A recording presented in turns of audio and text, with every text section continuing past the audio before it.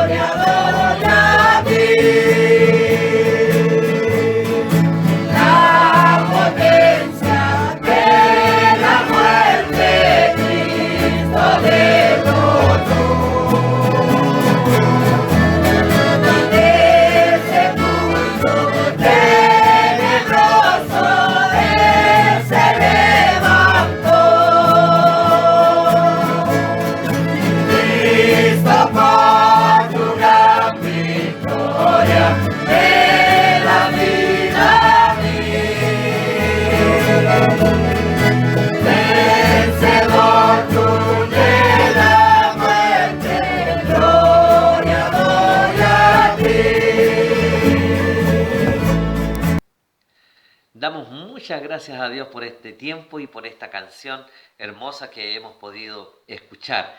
Y ahora quiero invitarte a que leamos la palabra del Señor. ¿Le parece? En esta ocasión se encuentra ya en el libro de Ruth.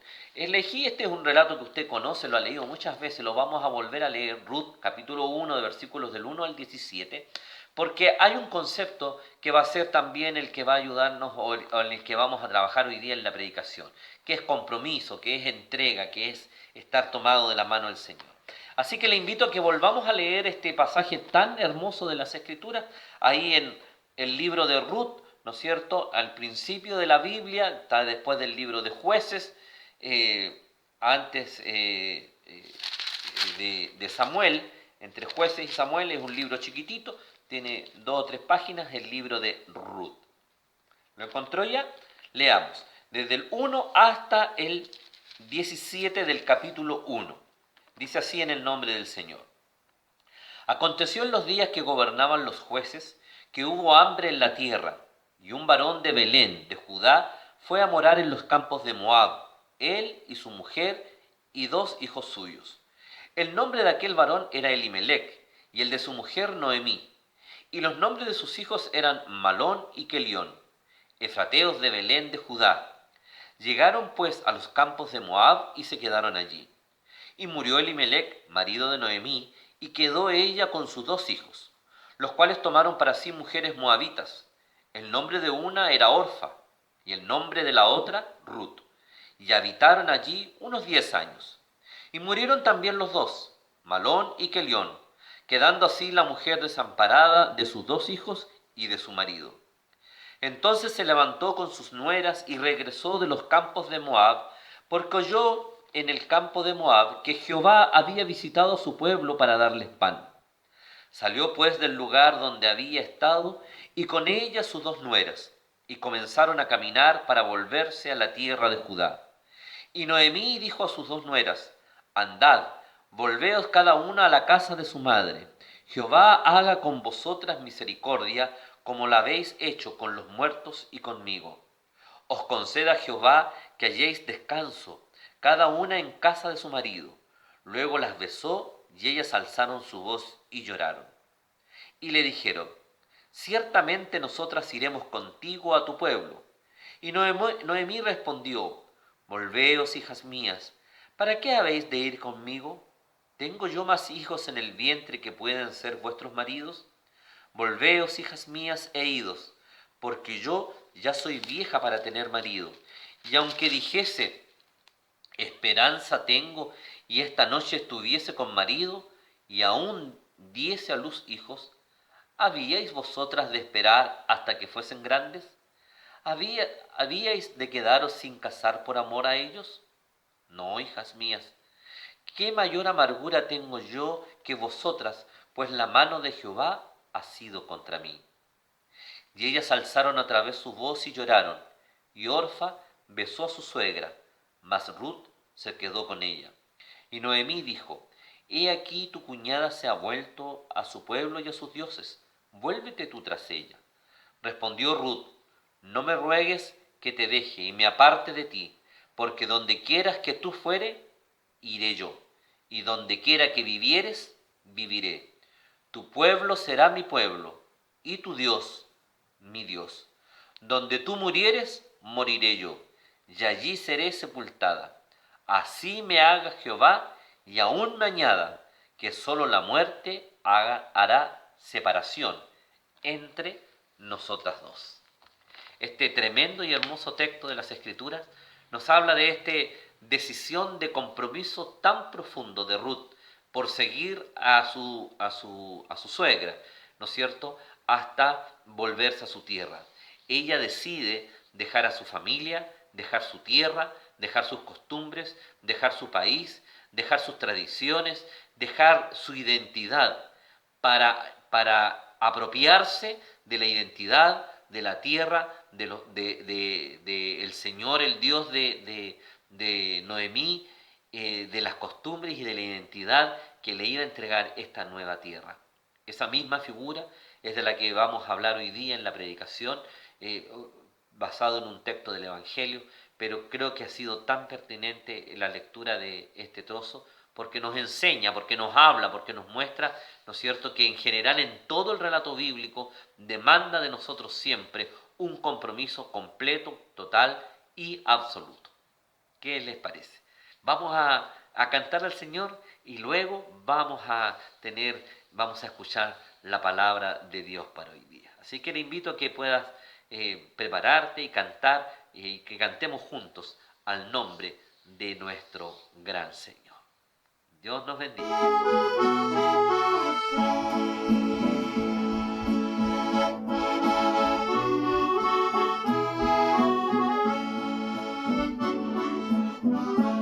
Muy en breve va a salir una noticia que un pueblo desapareció.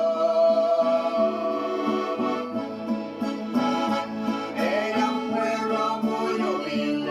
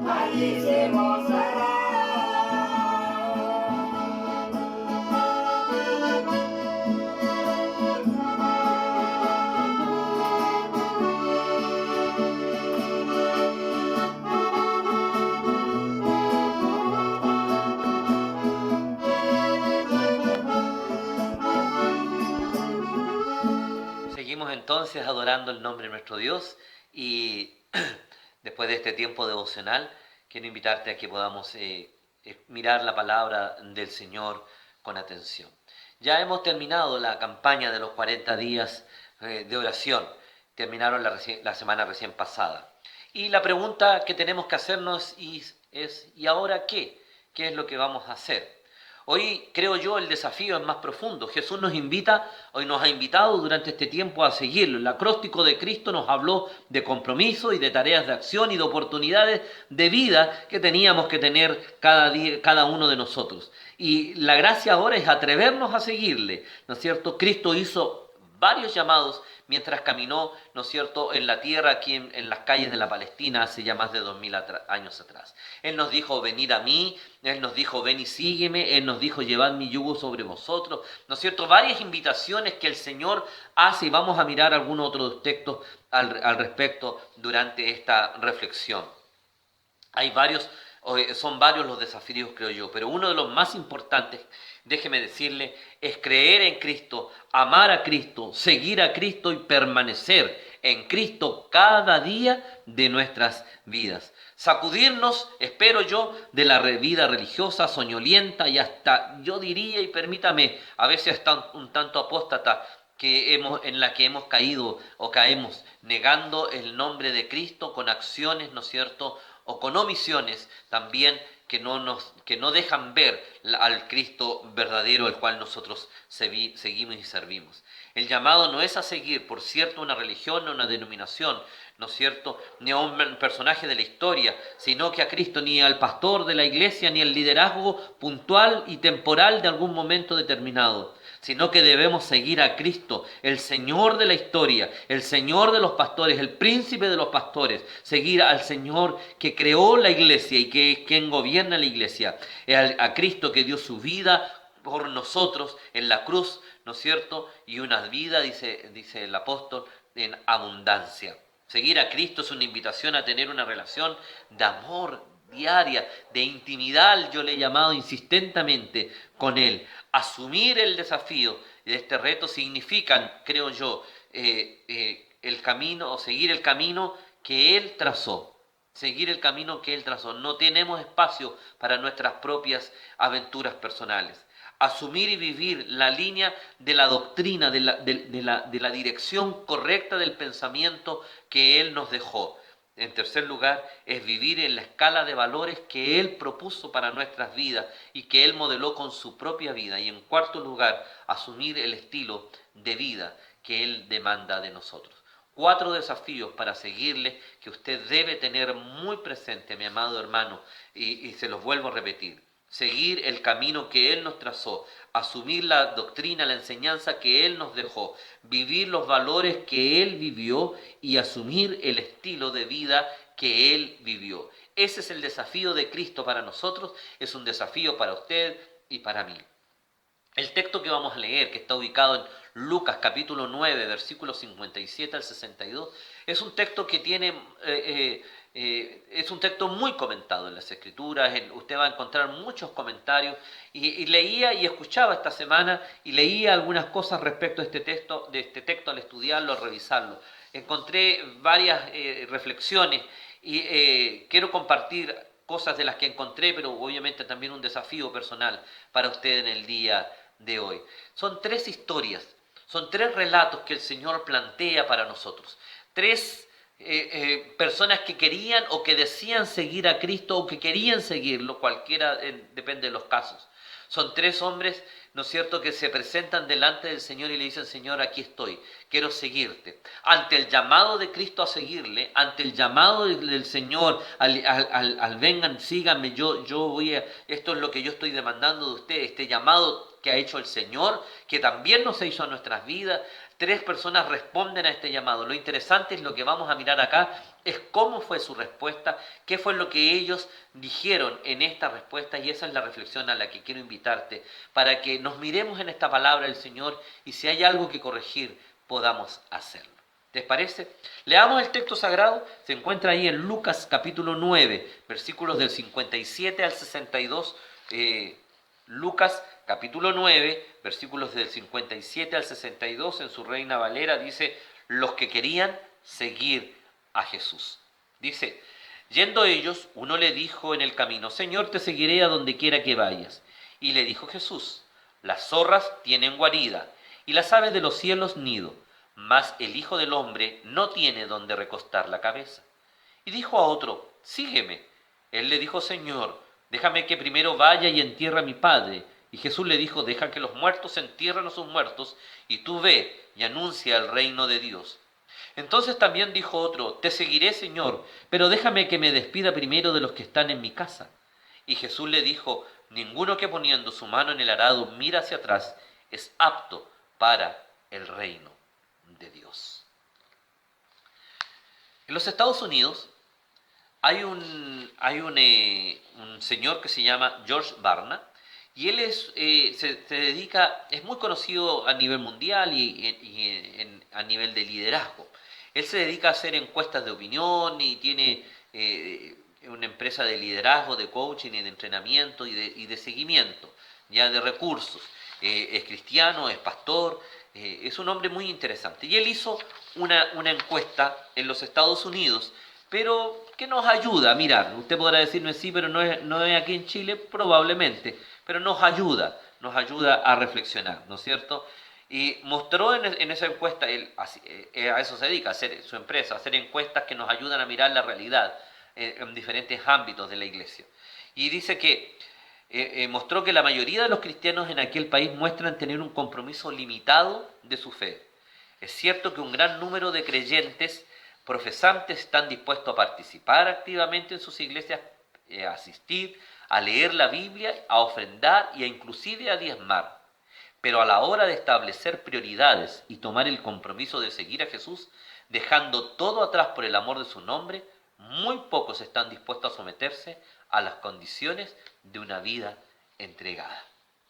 Este texto a mí me llamó la atención cuando lo leí, de todas maneras, ¿sí? Es especial. Y me pregunté, ¿qué tan distinto? Eso es en Estados Unidos, donde muchos se declaran creyentes, donde muchos se declaran seguidores de Jesús, donde muchos van a la iglesia cada domingo, donde participan y ofrendan y diezman, ¿no es cierto? Y participan de las actividades, pero no están dispuestos a que haya un cambio de vida profundo en sus propias experiencias personales.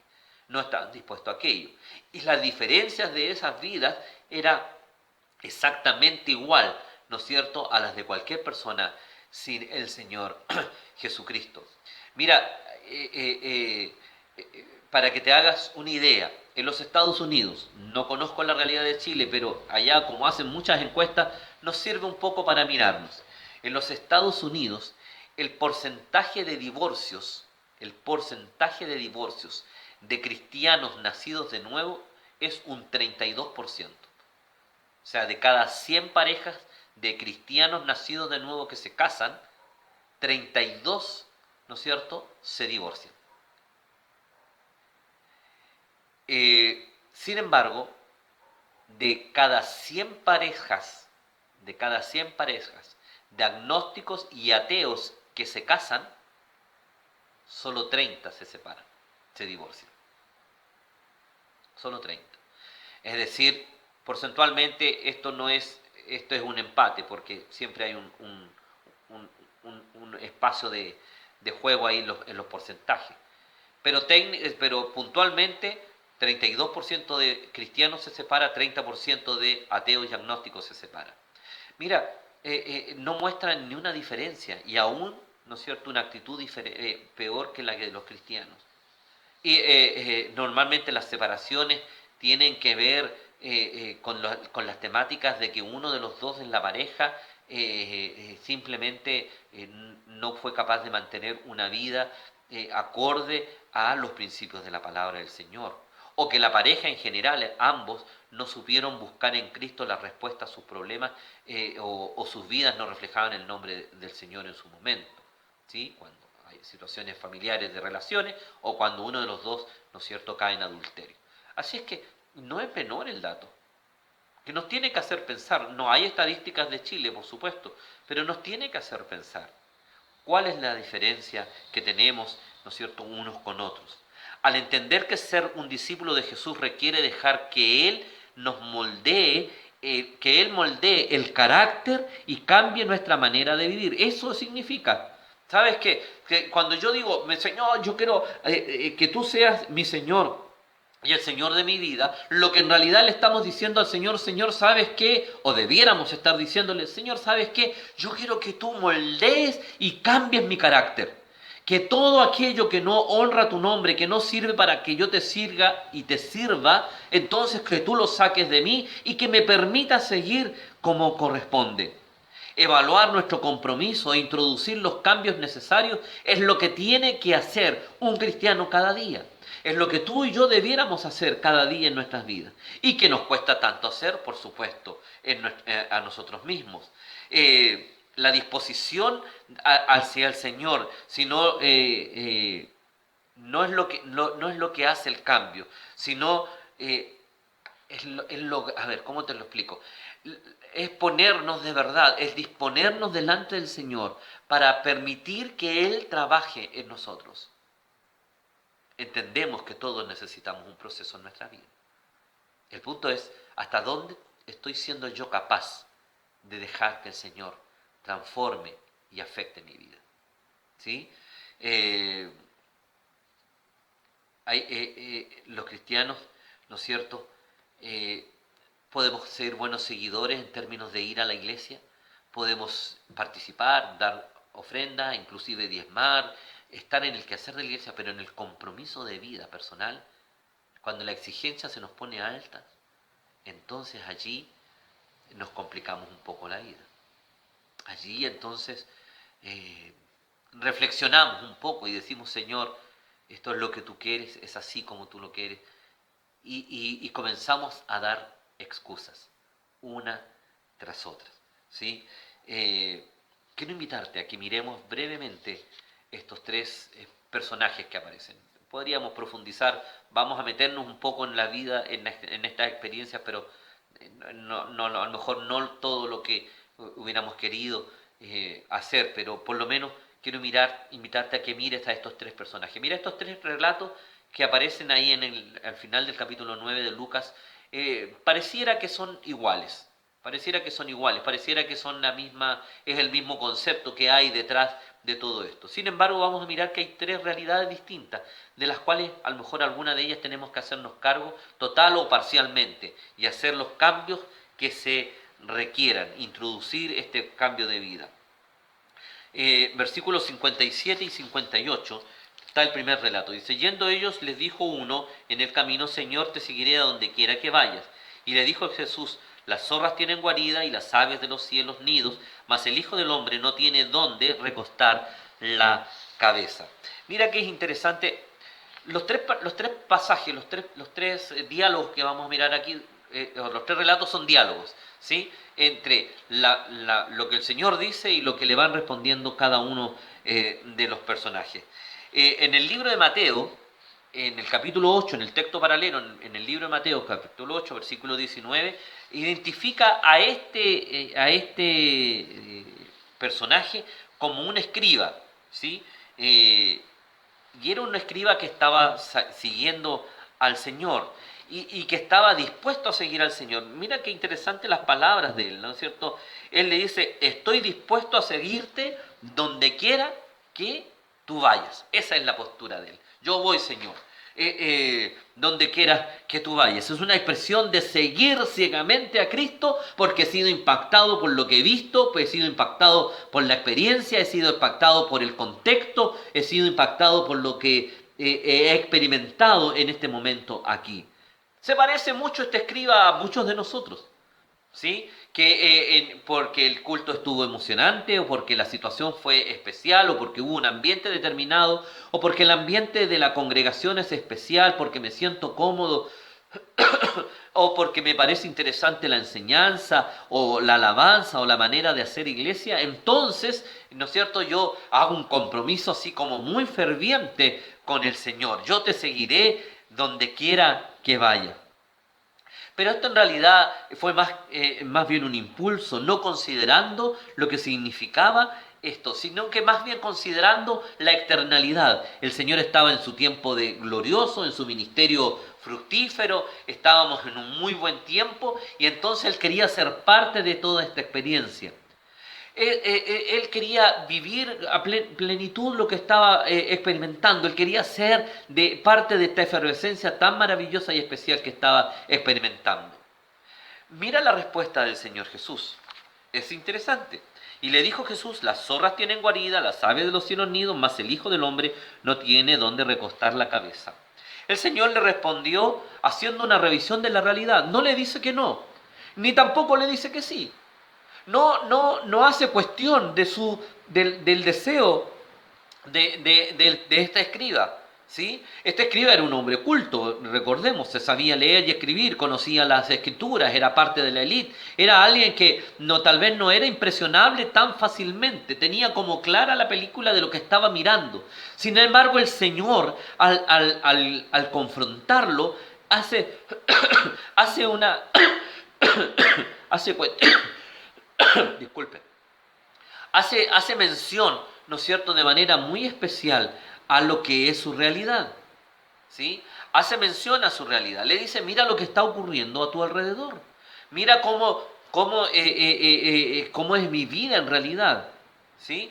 Dice, las aves, las zorras, ¿no es cierto?, tienen su espacio, algo mínimo, un lugar de contención donde terminan la jornada y donde pueden llegar al terminar la jornada de cada día. Sin embargo, yo ni siquiera eso tengo. No te confundas con la espuma, ¿no es cierto?, de las multitudes y de los milagros, ¿no es cierto?, al costo de lo que significa de verdad seguir al Maestro. El Señor Jesús no rechaza la persona del escriba y tampoco le prohíbe seguirlo, sino que simplemente le hace ver su realidad. Jesús le desafió a tener en cuenta el costo de lo que significa de verdad ser un discípulo del Señor. Ser un discípulo del Señor no es solamente el tiempo bonito, no es solamente el pararse adelante, no es solamente liderar algún comité o algún ministerio de la iglesia, o simplemente tener alguna responsabilidad, o participar de los cultos armados que otros hacen, ¿no es cierto?, y llegar simplemente a participar, o participar de una experiencia de comunidad sin el grado de comprometerme, ¿sí?, sino que llegamos solamente cuando está todo hecho. Le dice, no. Le dice, eso es parte de lo que significa todo lo que estamos haciendo para la extensión del reino, pero convertirte en mi seguidor, le dice, mira, convertirte en mi seguidor significa que hay un costo que tienes que estar dispuesto a pagar. La pregunta que tengo para ti esta mañana, para ti, para tu vida, dice, ¿qué te va a costar a ti tomar la decisión de comprometerte como discípulo de Jesús? ¿Sí? No habrá comodidad, ni siquiera al finalizar cada jornada. ¿Estás dispuesto a aquello? Es fácil ser un seguidor de Jesús cuando llegamos a participar de una experiencia donde está todo hecho. Era fácil venir a la iglesia, era fácil venir a la iglesia cada domingo, ¿no es cierto?, donde estaban las canciones listas, la predicación preparada, la oración acomodada, qué sé yo, y simplemente yo tomaba el hábito de llegar a la casa, a la iglesia y al templo y participar de todo lo que estaba allí, ¿sí? No tenía que hacer nada. Sin embargo, ahora tienes un desafío, tienes que hacer algo. Nuevamente está todo listo, está el culto preparado, están las alabanzas, está la predicación, la lectura de la palabra, pero ahora requerimos de tu compromiso. Has tenido que modernizar, has tenido que aprender a utilizar la tecnología, tienes que convocar a tu familia, eres tú el responsable de convocar tu familia alrededor, ¿no es cierto?, de tu casa y de tu teléfono, de tu computador, de tu televisor, no sé dónde reproduzcas este video. ¿Sí? Eres tú has tenido que hacerte responsable de la oración familiar, has tenido que cambiar, has tenido que asumir costos que anteriormente no tenían porque alguien lo hacía contigo. Has tenido que tú enseñar la palabra en casa porque ya no tenemos una escuela dominical, formar a la que tú puedas participar, en fin, has tenido que asumir nuevos costos y nuevos desafíos. Has tenido que luchar inclusive contigo mismo porque hoy día no hay nada que te... ninguna forma eclesial que pueda estar contigo presionándote o mirándote, ¿no es cierto?, entre comillas, en tu accionar, y tienes que asumir tu costo de ser un cristiano solito, ¿no es cierto?, en este tiempo, ¿sí? No es fácil. Por eso la pregunta es, ¿qué te va a costar a ti tomar la decisión de comprometerte como discípulo de Jesús? Agrego, no habrá comodidad ni siquiera al final de cada jornada. Es hacerte ver la realidad. Jesús le dice, mira, no te confundas una hermosa jornada de milagros, de enseñanza y de predicación con ser mi seguidor. Mira que termina, se apagan las luces y yo, ¿no es cierto?, vuelvo, no tengo siquiera dónde recostar mi cabeza. Pero no puede ser ese obstáculo para mí. ¿Sí? No me puedo quedar enredado en mis propias comodidades, le dice el Señor Jesús. Yo continúo cumpliendo el propósito de mi Padre Celestial y tengo un compromiso con mi Padre para llevar y extender el reino y predicar la venida del reino de los cielos. ¿Estás dispuesto a pagar ese precio? ¿Cuál es el precio que tú tienes que pagar? Cuando miras la realidad de lo que implica seguir a Cristo. A veces hay precios familiares, a veces hay un costo social, laboral, ¿no es cierto?, el cual hay que asumir para convertirnos en seguidores de Cristo. Entonces, hermano, seguir a Cristo de verdad implica permitir que el Señor haga cambios en mi vida trascendentes. No son cambios cosméticos. No son cambios cosméticos. ¿Sí? Son cambios trascendentes. Son cambios de vida que van a ser impactados al grupo alrededor donde yo me muevo. Lo que aprendemos de esta situación es que no es suficiente el desear servir al Señor. Uno tiene que llegar a tener un compromiso con el Señor de seguirle y esto involucrará necesariamente sacrificios personales, tal como lo hizo el Señor Jesús. La abnegación de Jesús, ir sin importar los costos, Lucas 9:23. O la vida nómada de Jesús, ¿no es cierto?, un peregrino y forastero en todo tiempo, según 1 Timoteo capítulo 6, versículo 8. Este escriba tiene que haber reflexionado profundamente antes de continuar. No nos dice el texto qué pasó con él, si finalmente decidió asumir el desafío o no, porque no era lo relevante. Podremos saberlo cuando lleguemos a la presencia de Cristo y le preguntemos al Señor. Sin embargo, lo relevante para nosotros y la enseñanza que Lucas y Mateo deciden rescatar, inspirados por el Espíritu Santo para nuestras vidas, cuando dejan registro de este relato, es decirnos que tenemos que mirar la realidad de lo que significa de verdad seguir a Cristo y no dejarnos llevar, ¿no es cierto?, simplemente por impulsos o emociones momentáneas y temporales que no son la realidad de lo que implica el convertirnos en seguidores de verdad de Jesucristo. El segundo personaje que aparece aquí está en los versículos 59 al 60 y dice: y dijo a otro, sígueme. Es aquí el Señor quien toma la iniciativa. Él le dijo, Señor, déjame que primero vaya y entierre a mi padre. Jesús le dijo, deja que los muertos entierren a sus muertos, y tú ve y anuncia el reino de Dios. Este hombre aparentemente ya había tomado la decisión de seguir a Jesús. El Señor lo mira y le dice, ven, sígueme, y el Señor le dice, ok, vamos, yo te sigo, Señor. Ya escuché, ya sé cuáles son los costos, estoy clarito con aquello, yo te voy a seguir. Solo, Señor, permíteme, dice, que vaya primero y entierre a mi padre. Y aquí vamos a entrar en un tema complicado, pero quiero que lo mires y lo revises con atención. En Mateo 8:21 la Biblia identifica a este hombre como un discípulo que de alguna manera su vida ya estaba involucrada en el servicio del Señor, si lees el texto paralelo de Mateo. Jesús lo miraba y puso a prueba este compromiso a través de un llamado mayor al servicio.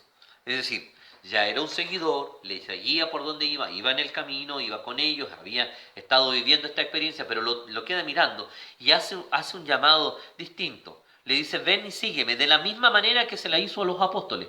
Es decir, toma, deja todo deja todo y ven y sígueme para que puedas cumplir una misión especial que tengo para ti, un servicio que tengo para ti. El mismo llamado que el Señor nos ha hecho a muchos de nosotros. Y le hemos dicho, Señor, aquí estoy, te sigo, te sirvo, ¿no es cierto? Me he mirado la realidad y estoy dispuesto. Y entonces te digo, sí, estoy dispuesto a seguirte. Y el Señor le dice, bueno, entonces ya que estás dispuesto, yo quiero pedirte ahora que me sigas porque tengo para ti un servicio especial que quiero que tú cumplas. Y entonces el discípulo comienza a dar una excusa que nos parecería de pronto de toda lógica. El discípulo dice, comienza a mirar y dice, la respuesta parece noble para nosotros cuando le respondió a Jesús. Tal vez podríamos decir en realidad que tenía un pero. Le dijo, Señor, yo te sirvo, yo voy a dedicarme a este servicio especial, a este seguimiento más íntimo que tú me estás dando. Pero déjame primero enterrar a mi padre. Y entonces aquí nos encontramos ante una responsabilidad que aparentemente él tenía y de la cual estaba dándole cuenta al Señor. ¿Se convirtió acaso el Señor Jesús en alguien insensible a lo que estaba ocurriendo? Pues déjame contarte un poco de contexto cultural, que a lo mejor nos ayuda a aclarar el concepto. Mira, cuando se moría un papá en la cultura judía, ¿no es cierto?, el luto duraba un año. Un año. Por lo tanto, si el papá ya se hubiese muerto, ¿no es cierto?, él tendría que estar en este periodo de luto, lo cual no le hubiera permitido estar en ese lugar, sino que él tenía que restringirse a las labores absolutas y más concretas, ¿no es cierto?, de lo que implicaba el seguir a Jesús, andar por los caminos, etcétera, etcétera, ¿ya? Y estaría de luto y entonces no podría haber participado. Así que claramente el papá todavía no se moría. El proceso de entierro de aquel entonces duraba, como le digo, este proceso de luto y de entierro duraba aproximadamente un año.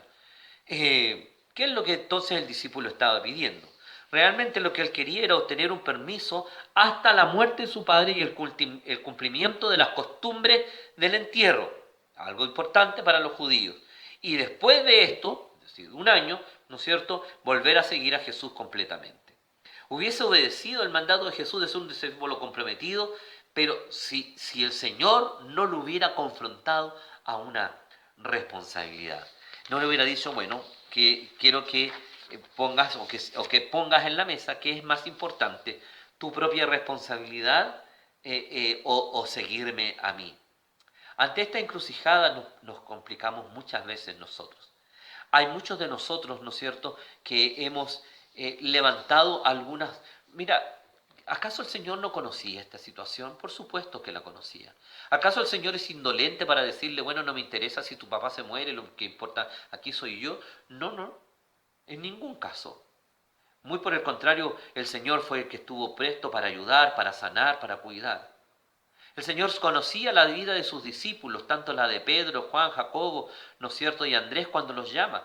Tanto es así que sigue al lado de ellos. ¿Recuerda el texto? Sigue en Capernaum y va a la casa de Pedro, ¿no es cierto?, en un momento y sana a su suegra. Es decir, Pedro podría le dice, Señor, no puedo seguir porque está mi suegra enferma. El Señor sabía aquello, pero como Pedro no puso como excusa, no pone como excusa su responsabilidad para seguir al Señor, el Señor se hace cargo de la responsabilidad de Pedro.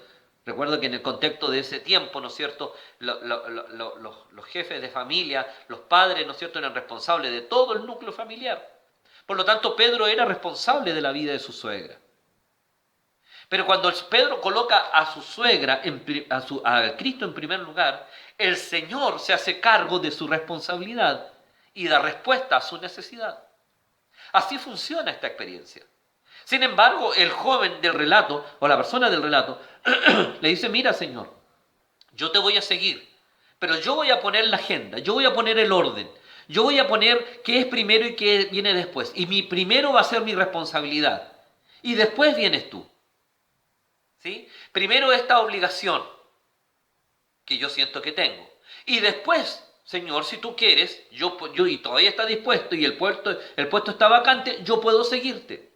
Muchos de nosotros respondemos de la misma manera en el día de hoy. Muchas veces le decimos, Señor, tengo otras tantas responsabilidades después que yo termine esto. He escuchado a innumerable cantidad de gente diciendo, espero jubilarme porque cuando yo me jubile, sí, entonces voy a cumplir con el ministerio del Señor. He escuchado a muchos que tienen llamados ministeriales, pastorales, misionales, específicos y concretos que han dicho, cuando yo termine esta responsabilidad, o yo no voy a dejar esta responsabilidad hasta que esté terminada la tarea y entonces voy a cumplir al Señor. Entonces voy a seguir al Señor, entonces voy a dedicarme al ministerio y entonces voy a hacer lo que Dios está demandando de mí. Y el Señor le está diciendo, mira, ponme a mí en primer lugar y yo me hago cargo de tu responsabilidad. No estoy ciego, yo sé lo que tú estás viviendo, sé lo que estás pasando. Lo único que te estoy pidiendo es ser yo lo primero en tu vida. Y el Señor dice, no hay nadie que no haya dejado padre, madre, qué sé yo, casa y amigos, y etcétera, que no reciba aún el doble de lo que dejó. Y no nos está hablando de que va a haber una suplantación de personas o de situaciones. Está diciéndonos que el Señor se hace cargo de nuestras necesidades y de nuestras responsabilidades. Amado mío, nunca, por favor, nunca pongas como excusa tu vida, tu familia, tu matrimonio, tus hijos, tu trabajo, tus compromisos personales antes que el llamado que Dios está haciendo a tu vida. Y quiero hacerte una invitación. Y quiero invitarte a que tú reflexiones delante del Señor y eches la mente hacia atrás y te recuerdes cuántas veces le has dicho al Señor y en cuántas ocasiones le dijiste al Señor en el pasado, Señor, me comprometo a esto. Sin embargo, pusiste primero las responsabilidades de tu vida personal y dejaste relegado a un segundo lugar el llamado que el Señor hizo a tu vida. Yo sé que los que me están viendo en esta hora, muchos han recibido llamados ministeriales y pastorales también. Sin embargo, los han relegado a un segundo lugar, no dejando que el Señor asuma el primer lugar y que Él se haga cargo de nuestras responsabilidades. ¿Nos dejará el Señor solos? En ninguna manera. ¿Nos abandonará el Señor? De ninguna forma. El Señor se va a hacer cargo y va a responder, nos va a guiar y nos va a orientar. Pero demanda de nosotros que podamos seguirlo como Él quiere ser seguido, ocupando el primer lugar en nuestra vida y no un lugar secundario. Te pregunto en este día, ¿qué te impide realizar un compromiso de seguir la voluntad de Dios en tu vida? ¿Qué es lo que impide de verdad que tú puedas tener un compromiso de seguir la voluntad del Señor en tu vida? ¿Qué responsabilidades, qué cosas que te parecen tan importantes estás poniendo en primer lugar antes que responderle sí al sígueme de Cristo? ¿Sabes? Hay gente que tú le dices, mira, quieres ocupar o hacerte cargo, o tú te das cuenta de tus dones. Si yo estuviera ahí, mira, yo tengo hartas ideas, dicen algunos. Yo tengo hartas ideas, pero no tengo tiempo. No, tengo mucho trabajo, tengo los niños, tengo que hacer, tengo que ayudarle a los chicos en las tareas del colegio y tengo tanto que hacer. Que entonces, Señor, tú ocupas un segundo lugar. No te estoy hablando de dejar a tu familia abandonada, ni que descuides la responsabilidad que tienes con tus hijos, con tu esposa, con tu esposo, con tu familia. Estoy hablando de que Cristo ocupe el primer lugar y dejar que el Señor ordene tu vida y tu agenda respecto, ¿no es cierto?, del seguimiento que hacemos a Él. No es tarea fácil. No es tarea fácil. Cuando respondemos al llamado de Cristo tenemos que estar pidiendo constantemente que el Señor vaya ordenando nuestra agenda porque tenemos la tendencia de querer poner nuestra propia bitácora. Pero el Señor nunca deja solo. Siempre guía, siempre orienta, siempre direcciona, siempre provee, siempre sustenta. No lo dejes, mi amado. Hazte cargo, por favor. Por supuesto que yo iré, Señor, pero algún día, el Señor te demanda hoy día que sigas y que en este choque de responsabilidades aprendas a colocar a Cristo en primer lugar. Y cuando Cristo está en primer lugar, el Señor ordena el resto de la agenda de nuestras propias responsabilidades. Comprometerse bajo las condiciones que Dios impone quizás involucra estar ausente en algunas situaciones o lejos. Sin embargo, Dios pondrá orden, tranquilidad y pondrá convicción, ¿no es cierto?, de estar en lo que se llama en el centro de la voluntad de Dios y no con un peso permanente y constante de por qué no le respondí y por qué no he asumido el desafío que Dios puso en mi vida. El Señor desea un compromiso total y sin excusas, aun cuando significa dejar o pagar el costo de lo que ello implica.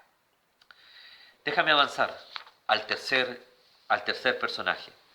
Versículos 61 y 62. Dice, entonces también dijo otro, te seguiré, Señor, pero déjame que me despida primero de los que están en mi casa. Y Jesús le dijo, ninguno que poniendo su mano en el arado mira hacia atrás es apto para el reino de Dios.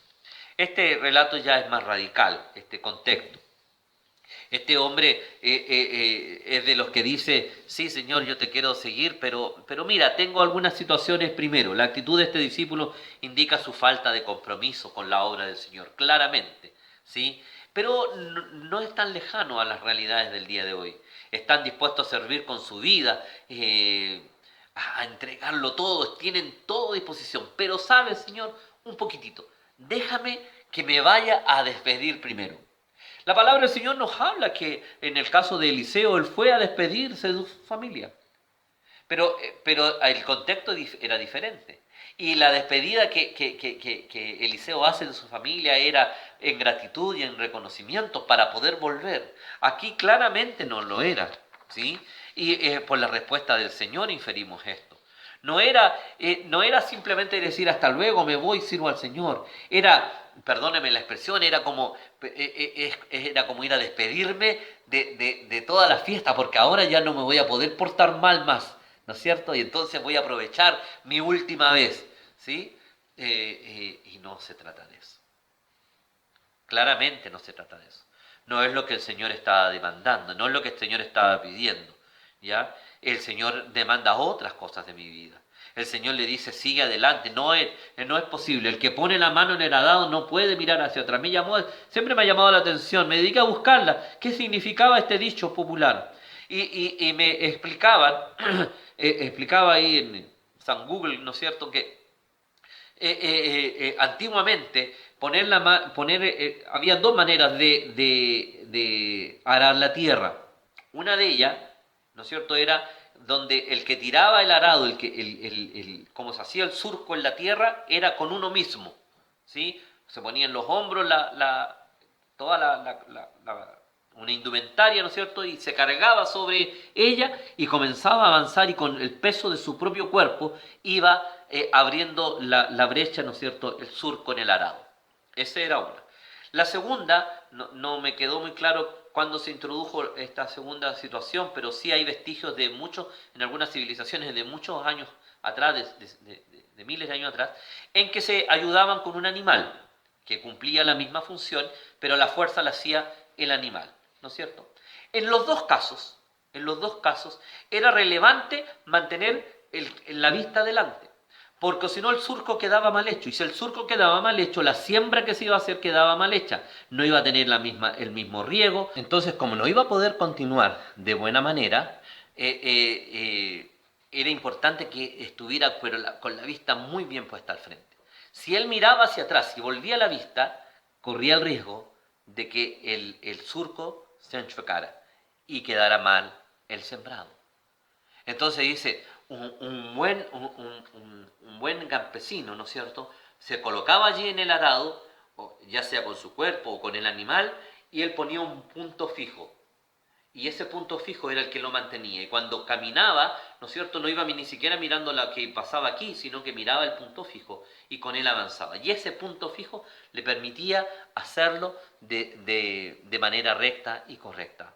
Si él miraba para atrás, perdía la orientación del punto fijo de adelante. No podemos ir a darnos una vuelta al mundo y después volver, mi amado. A veces lo contamos hasta como chiste. No, yo andaba un rato ahí en Egipto, decimos nosotros. No. Dice, si te vas a convertir en seguidor de Cristo, no puedes andar dándote una vueltecita por el mundo. Voy a hacer esto, pero antes quiero hacer esto otro. O quiero mantenerme un poco en los dos lados. Quiero estar un poco conectado con mi mundo, ¿no es cierto? Porque no lo quiero dejar. Y quiero estar lleno de la palabra o lleno del seguimiento a Cristo. Así no sirve.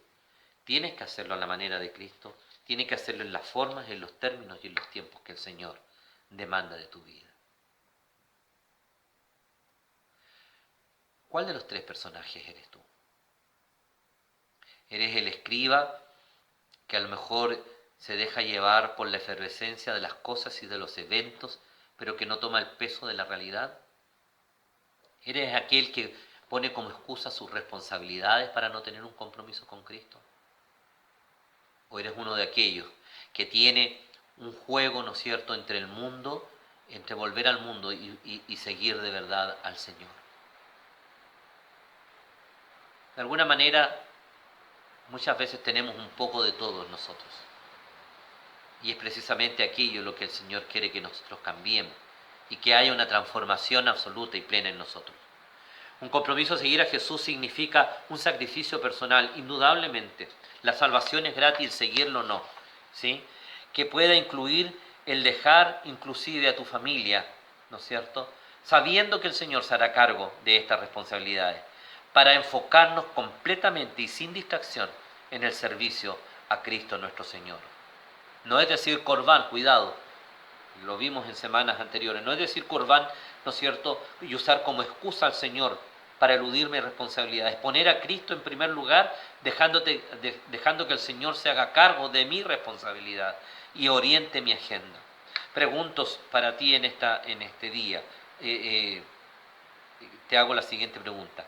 ¿Refleja tu vida más bien la vida de uno que está dispuesto a ser un discípulo de Jesús para comprometernos realmente con Él? ¿Qué necesitas cambiar para avanzar como discípulo de Cristo? Tuvimos 40 días en que revisamos muchos elementos. Hablamos de santidad, de renovación, de oportunidad, de actividades, de tareas de vida. Hablamos de una palabra de compromiso de manera más general. ¿Qué te falta, mi amado? ¿Qué es lo que aún debes presentar delante de tu Señor? Lo he dicho insistentemente durante este tiempo y quiero seguir repitiéndolo. La iglesia no puede continuar de la misma forma después que volvamos. Ciertamente que no. De hecho, la vuelta va a ser tan distinta. Vamos a tener algunos cambios de costumbres a los cuales no estábamos acostumbrados. Va a ser especial el volver a reunirnos hasta alcanzar algo que hoy día se le denomina una nueva normalidad, lo que implica que la normalidad anterior no estaba bien, era una normalidad mala que hay que cambiar y vamos a tener que hacernos cargo de una nueva normalidad, ¿ya?, para que nos permita vivir en este nuevo tiempo. Y la iglesia también tiene que hacerse cargo de aquello. Y entonces, ¿qué es lo que tu vida necesita cambiar?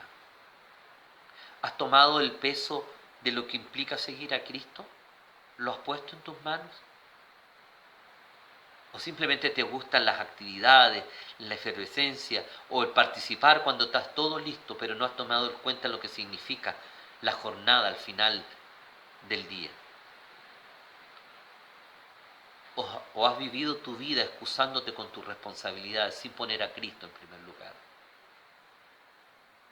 ¿O simplemente tienes un juego entre el mundo y tu propia vida, donde vas y vuelves, donde pones la mano en el arado un tiempo, pero también te das una vuelta por el mundo otro tiempo? Excusándote, por supuesto, ¿no es cierto?, de que las personas son aquí, las personas son allá, que la iglesia es aquí, que la hipocresía, etcétera, etcétera. Sí, la iglesia está llena de esas personas, porque la iglesia es un lugar donde están los enfermos, los que necesitamos que el Señor trabaje en nuestras vidas, que haya un trato en nuestros corazones. No somos perfectos los que estamos en la iglesia. Nos equivocamos, fallamos, pecamos y nos arrepentimos. Y el Señor trata con nosotros.